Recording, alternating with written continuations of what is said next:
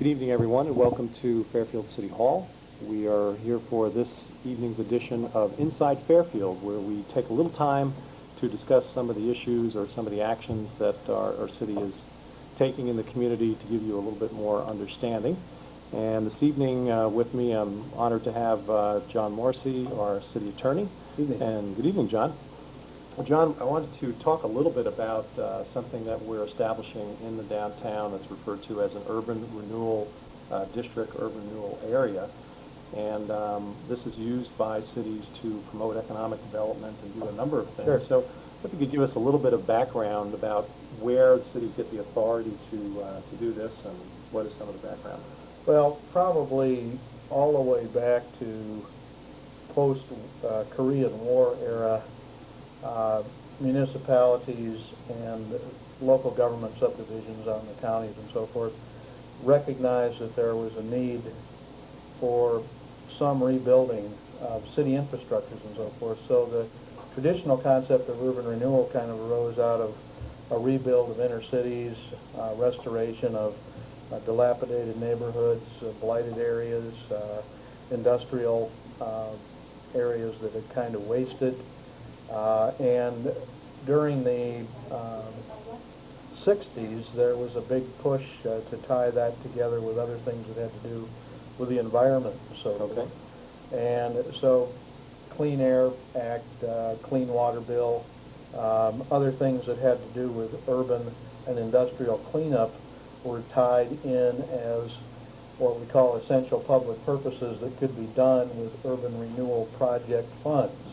And the original funding on a lot of these wasn't so much from the city's own tax base as it was from the federal grants, rebuild of infrastructures and so forth. And we had something in the 60s and 70s then called revenue funds or revenue sharing. That was a turning back to metro and urban areas of part of the monies that the federal government collected and dispersed in these areas. In the meantime, home rule came to counties and cities, and the cities, such as Fairfield, were given the ability to act on their own in these areas rather than waiting for the legislature to empower them. And with that, most towns adopted ordinances that related to the quality of the structures. Most metro areas had urban zoning ordinances, subdivision ordinances, things that had to do with safe structures, neighborhoods, infrastructure in their communities. And at that point, probably for the last 25 to 35 years, state legislatures have been a place where municipal organizations such as Iowa's League of Cities, the Iowa State Association of Counties and so forth, has gone to press for monies for their particular projects and their particular needs in this area. And that hasn't just been in the area of the state funding things, but also in giving the cities the ability to tax to do this themselves, and also expanding the abilities and the powers of the cities to enact their own bond issues, do more and more of this on their own credit. And that gave rise to sort of an insurgence of new kinds of ideas such as tax increment financing, tax abatement, tax rebate plans, tax credits and so forth, and whether local government organizations, counties and cities could offer that to developers or as an incentive for people that really needed to do something to clean up a neighborhood and so forth. And again, that started out being focused on things like blighted neighborhoods, low and moderate income housing areas and so forth, and it expanded over into other areas. We had some major cases in Iowa, probably between 1975 and 1990, that sort of sorted out whether some of the things that cities hoped they could do under their home rule powers and under their city finance abilities could be done besides low to moderate housing, urban renewal of multifamily residential districts in blighted parts of the metro areas and so forth. sort of, quote, cleaning up the slums and that sort of thing. And then the industrial wasteland where there were hazardous materials, dilapidated factory buildings, other things that had gone into disrepair. That was always part of urban renewal also. But what the metro areas and the cities in general through their leagues sought was also the ability to go after other kinds of things that really mean a lot to the life of any urban area. For instance, having the ability to not only work on residential housing related to low and moderate, but also to work on other kinds of housing through something called economic development powers. And it took about 3 or 4 major cases to the Iowa Supreme Court in about a 10 to 15-year period to establish that economic development is a public purpose for which the cities can exercise their bonding authority, their ability to tax, and also their ability to grant tax credits and do things having to do with tax increment financing and tax abatement. So that's about where we were at the end of the 80s when the word TIFF, or tax increment finance, showed up in our community.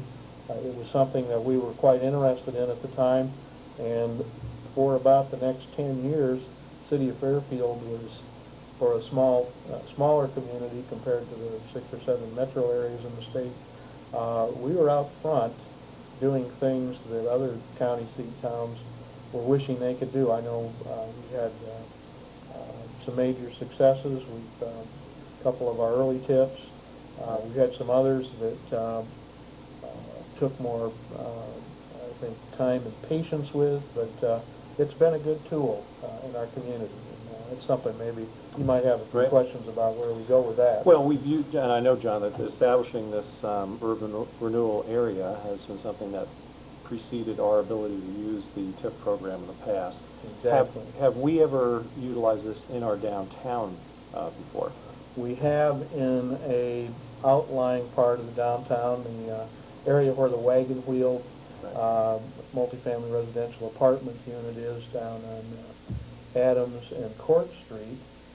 That particular neighborhood, the eastern half of the block and several buildings were acquired as part of a planned TIF. Tax increment financing was used by establishing first a relatively low base value to that part of the neighborhood. It was very specifically defined area with its own plan as far as it being redeveloped and economic development occurring there. And then the developer was allowed to sell bonds that would be repaid through the tax increment that came off of the increase in value. And they built about a $2.5–3 million multi-story structure down there. Almost all of that was new increment of value.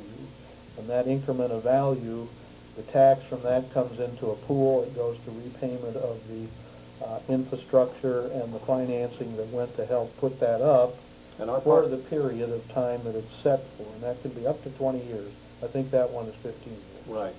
In general, the way the city will use this is that they will provide some infrastructure, and then the bonded indebtedness that is taken to pay for that is then paid with the tax increment during that period of time.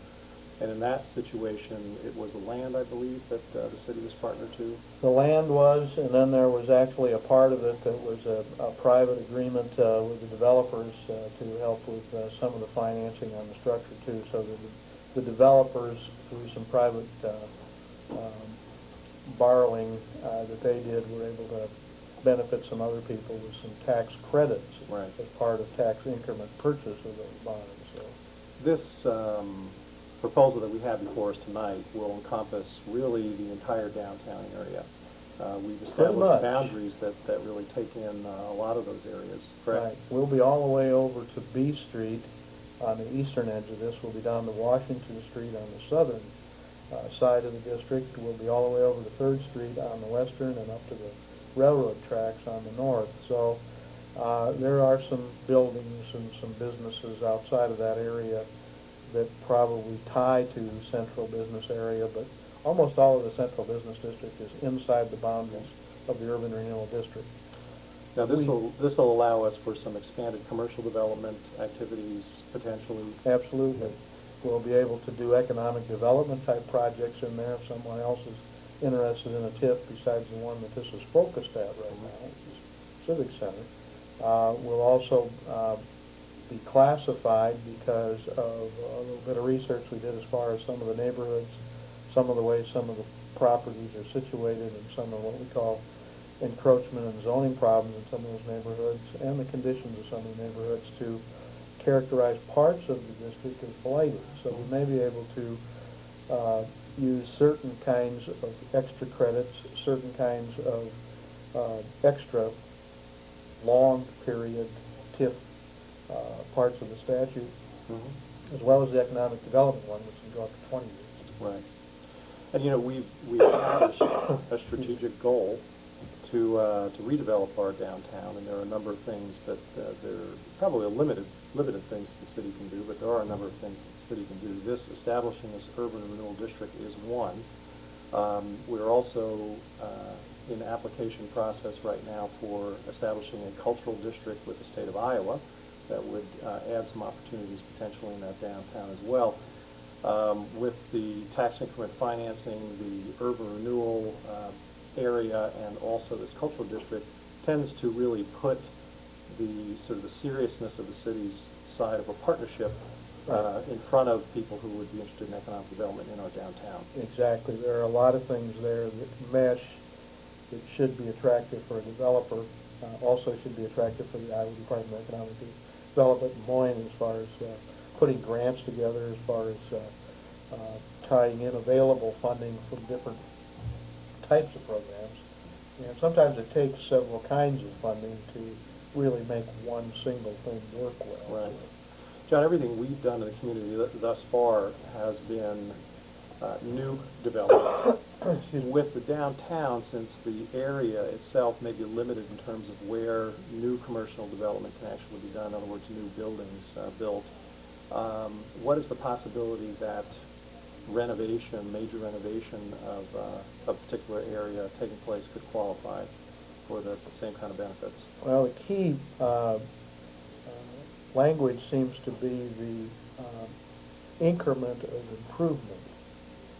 And if you've got a very substantial increase in value of something, if somebody totally takes over a building and puts up a structure that maybe it's a story and a half burnout structure. Right. Obviously it's blighted, obviously right. It's going to result, if it's a rebuilt business building, in economic development.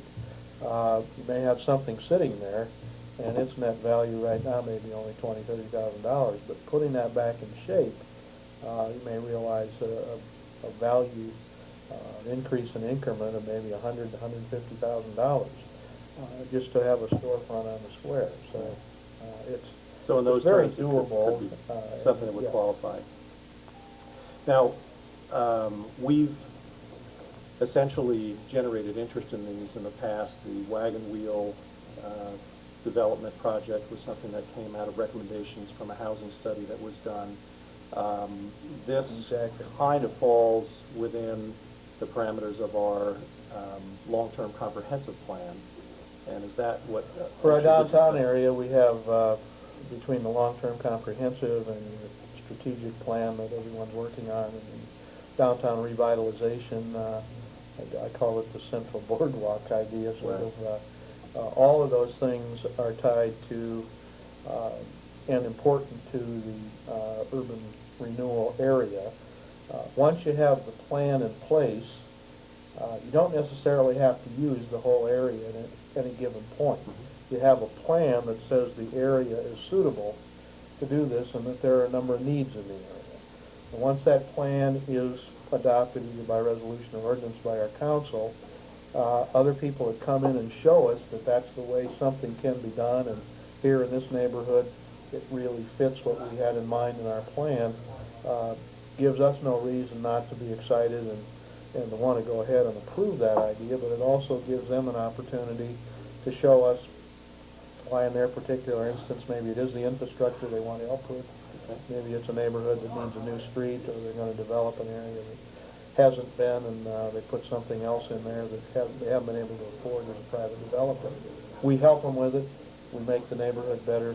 The value goes up, and we eventually recover that in the long term. The tax increment pays for the improvement initially. It's shorted up for a period of years, 5 or 10 years, while it's recovered. Then we have something very nice on our tax rolls, and that helps us all with tax rolls. Right. Well, John, I see that we're getting a little closer to our time to start our council meeting, Sure. and the chambers are filling up here. So, yeah, I can see that this is something that we're excited about utilizing in our downtown, because I think there's been a lot of momentum towards getting to put together tools that will encourage and attract new development in our downtown. Right. So we're wanted- very excited about this tonight. I wanted to mention that about 4 years ago, the council went to a moratorium on TIF because we had 3 or 4 of them in process at the same time, and we didn't, even though it isn't in a sense indebtedness of the city, it does affect our bond and indebtedness limits. So we stopped for a while and took a look, but at this point in time, we can say that there haven't been any of the city's TIFs that haven't been pretty successful. Some of them have taken a little longer to hatch and to return and repay on the tax base, but they've all done well and accomplished their purpose. So at this point, I believe we've had about a half dozen of them, and if you go down around the junior high, you'll see a sparkling new neighborhood in the last 10 or 15 years that added several $1 million of value to our tax rolls, and every improvement in that one is already paid off completely. If you go around Wagon Wheel, you'll still see a very nice multi-story building. If you take a look in the industrial park, you can take a look out on, I believe it's West Jackson, there are projects out there, and then if you get out to Carrington Point, that place, there's some more work yet being done out there, but the occupancy's up, and they're meeting their obligations. So you see those things at different corners of the community, and you can tell what an effective tool it's been. It's an effective tool, and I think our downtown will benefit greatly. So, John, thank you very much for your All right. time tonight. I know we'll be seeing you during the council meeting.